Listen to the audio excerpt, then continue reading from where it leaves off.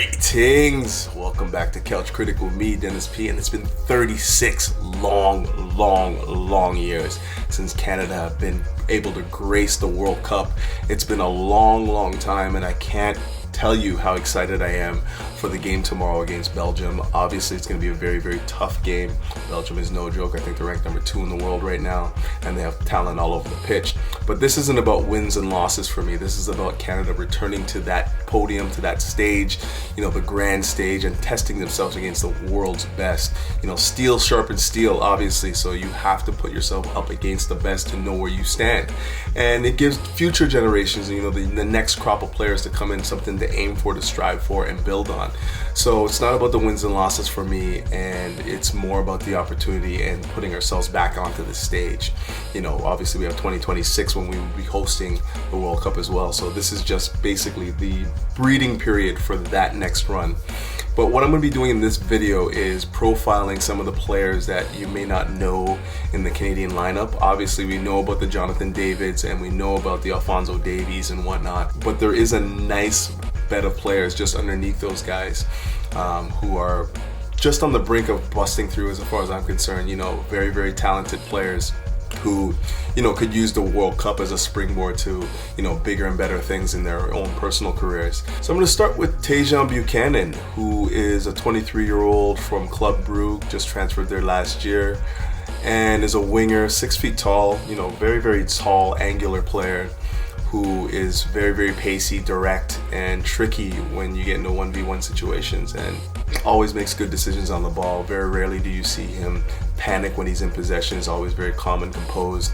But the strength of his game, without question, is his pace. He loves to use his pace, his trickery to beat men, and it's going to be interesting to see if he can use that skill set at the World Cup level. This level where the top 24 teams have the best players in the world and whatnot. Whether or not he could ascend to that next level and become the next name in the Canadian hierarchy of great players. I think he has the potential to do that. I really do. When I've watched him play, obviously Canadian born and from that magical place called Brampton, Ontario, where I've done a lot of my growing up as well. And a lot of that Canadian team has come out of. Like, oddly enough, we have Junior Hoylett, who played at QPR, that is from there.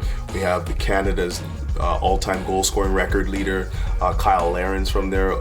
Jonathan Osorio, who played for TFC. Obviously, you have Atiba Hutchinson, who I went to school with his brother Halden, the captain of the team as well.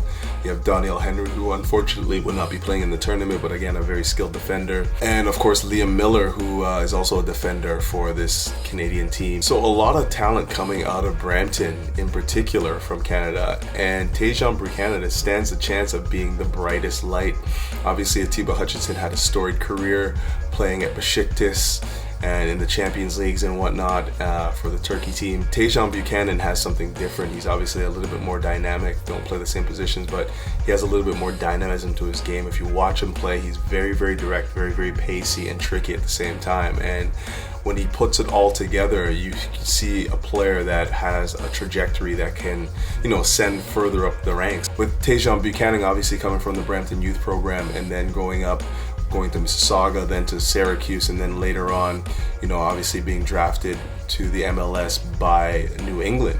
I spent about 1.5 years in New England playing as a winger, scored a few goals for them, but showed his real quality, enough so that Club Brugge decided to take him on as one of their players. They just purchased him in the transfer window.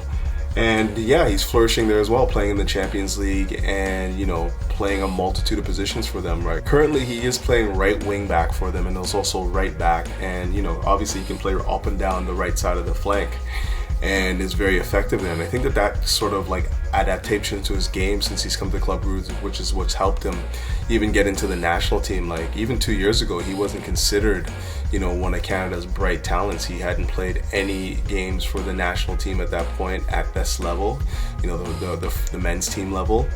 And he's obviously adapted his game, evolved his game a considerable amount, and is now, one of the first names on the team sheet. And it's his adaptability that makes me believe that he's going to be able to ascend to a higher levels in his football career, because he's very willing to take on new assignments and apply himself in the right way. Obviously, at Club Brugge, they've assigned him the wingback role, which is something that requires a lot of running, a lot of focus and whatnot. You have to be able to have your head on a swivel, obviously engage in the final third, be one of the attacking outlets, use the width of the pitch, but also be very cognizant of what's happening in behind you, and be a strong defender as well, because you need to also defend that flank as well. And he's shown that he can do that. Obviously not his preferred role. I still think that his skill set still lies to being an out-and-out winger, but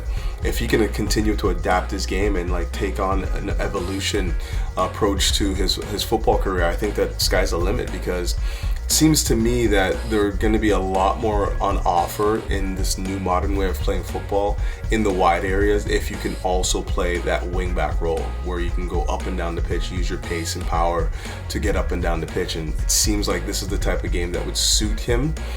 He still has to learn a lot defensively. The awareness isn't quite there yet, but in terms of being a guy that you can rely on and play in that position and not feel like he's a fish out of water, a guy that can't really, apply himself in that role, furthest thing from the truth. He's one of those guys that I think could be a Canadian X factor.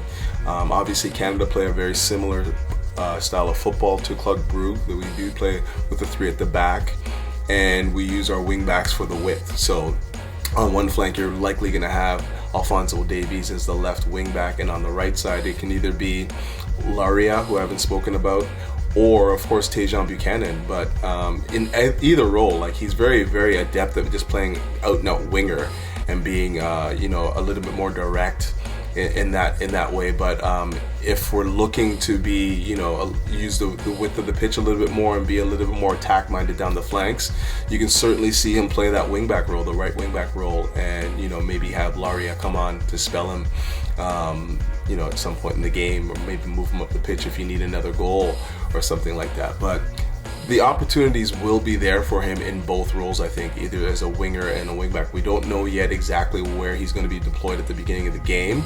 My thoughts are, I think that they're going to play him as a winger and let Laria come in, but again, who knows? It's really going to be interesting to see how he's used. But one thing is for certain, this guy is a massive talent, massive Canadian talent, a guy that you're going to pay attention to in this World Cup, because he has all the skill, all the tools and whatnot. A little bit unrefined, but in time he will get to the next level. I do believe that.